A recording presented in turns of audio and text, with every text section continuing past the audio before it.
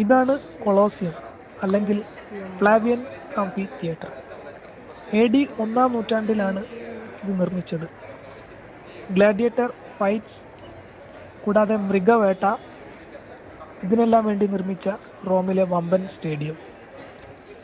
ഇപ്പോൾ നമ്മളെല്ലാം തിയേറ്ററിൽ കാണുന്ന ത്രില്ലർ, ക്രൈം എല്ലാം ലൈവായി നടന്നിട്ടുള്ള സ്ഥലം.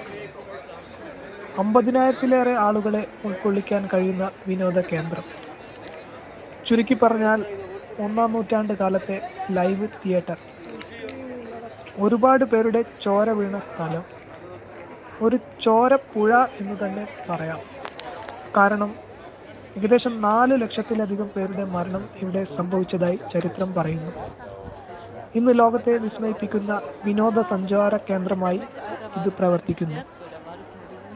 കോൺക്രീറ്റ് ഉപയോഗിച്ചുള്ള ആദ്യകാല നിർമ്മാണങ്ങളിലൊന്നാണ്.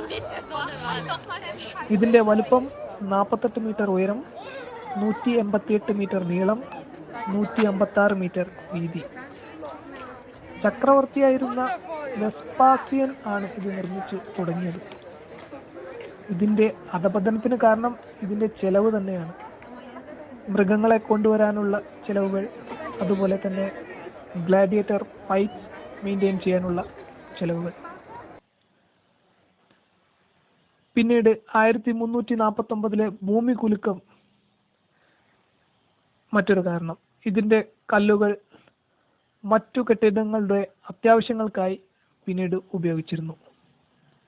ഇന്ത്യയിൽ നിന്ന് വരെ മൃഗങ്ങളെ ഇവിടെ കൊണ്ടുവന്നിട്ടുണ്ട്. സ്ഥിരമായി കടുവകളെയാണ് ഇന്ത്യയിൽ നിന്ന് ഇവിടെ മൃഗവേട്ടയ്ക്കായി കൊണ്ടുവന്നിരുന്നത്.